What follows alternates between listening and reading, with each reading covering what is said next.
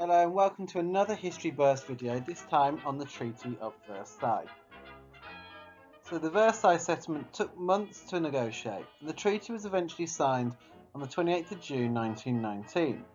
German people had hoped that Wilson's 14 points would be the basis of the treaty, but in reality the terms were very different.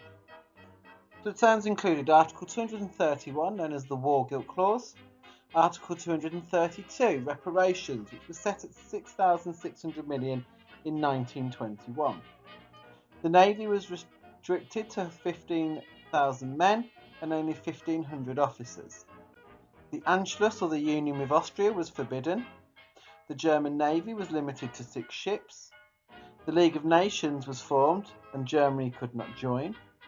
Germany wasn't allowed tanks, submarines or an air force. Danzig was taken away from Germany. The German army was limited to 100,000 men. Germany was split in two by the Polish corridor. Conscription was not allowed. The Saar was given to the League of Nations for 15 years.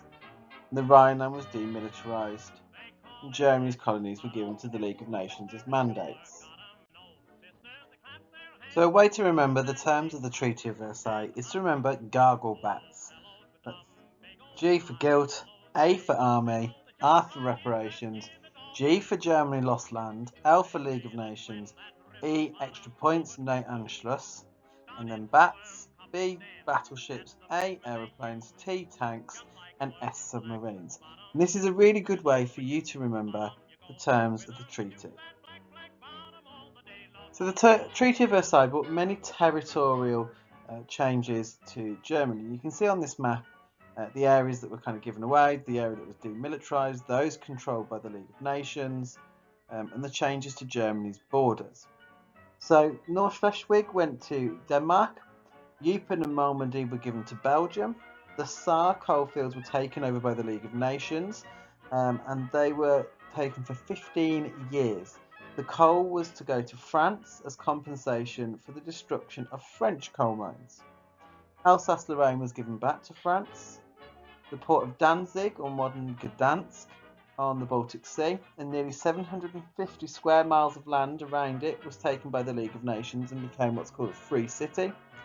Poland was given access to the sea, which is known as the Polish corridor, and split Germany in two.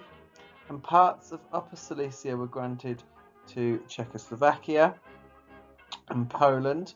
You also have the Sudetenland, which went to Czechoslovakia also. The Anschluss with Austria was forbidden, and Germany lost more than 10% of its overall territory. Germany's African colonies were given as mandates to the League of Nations, and that meant that the League could allow another country to run the colony on the League's behalf. For example, Togo and Cameroon went to France, and German East Africa went to Britain. Did the big three achieve their aims? We're going to look at David Lloyd George to begin with, and whether or not the British were able to achieve what they wanted. So one of the British aims was to punish Germany. They achieved this as many people in Britain liked the War Guilt Clause. However, Lloyd George was worried that the treaty was too harsh and Germany would want revenge, leading to another war in 25 years. In terms of reparations, Britain received reparation, but less than France. Reparations covered what was known as the civilian damage, which Britain suffered less of. Remember, no actual fighting took place on British soil, however there were raids by the German Air Force. Retain naval supremacy, so the German Navy was heavily reduced. Trade with Germany, so Germany was crippled by the war and reparations, so they could not afford to trade. But Britain were able to protect the British Empire as we gained territory from the German Empire.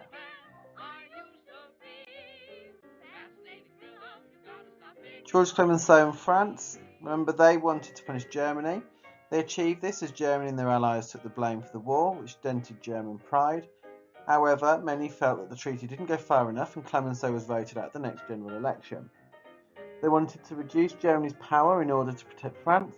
Again, the Rhineland was demilitarized, Anschluss, or the union with Austria, was forbidden, the German army and navy were reduced, and they were banned from having tanks, submarines, or aeroplanes. Clemenceau had argued that Germany should not have an army at all, And Clemenceau had wanted the Rhineland to be independent, not just demilitarised. And then there was reparations to rebuild France. In 1921, reparations were set at 6,600 million, and France received the biggest share. France also got the coal from the South for 15 years. However, the reparations were far less than the cost of the war, and Clemenceau had argued that they should be given the Saar outright, so they should rule it and not just take the coal mines. And lastly then, we're going to look at Woodrow Wilson and the USA. So remember, Woodrow Wilson wanted to promote self-determination. He felt that and obviously what we see is that small nations had been part of Austria-Hungary, but then became independent nations themselves. Germany's empire, however, was given to the League of Nations as mandates, which obviously goes against the idea of self-determination. He wanted to prevent future war, and the countries in the League of Nations agreed to work together to avoid war. However, like Lloyd George, Wilson was worried that the treaty was too harsh and that Germany would seek revenge. The League of Nations was set up and 42 countries joined, and that last aim for freedom of the seas. Germany's navy was reduced and Britain retained its naval supremacy, so he was not successful there. Join us next time as we look at the impacts of the Versailles settlement, and we'll look at the reactions of the different countries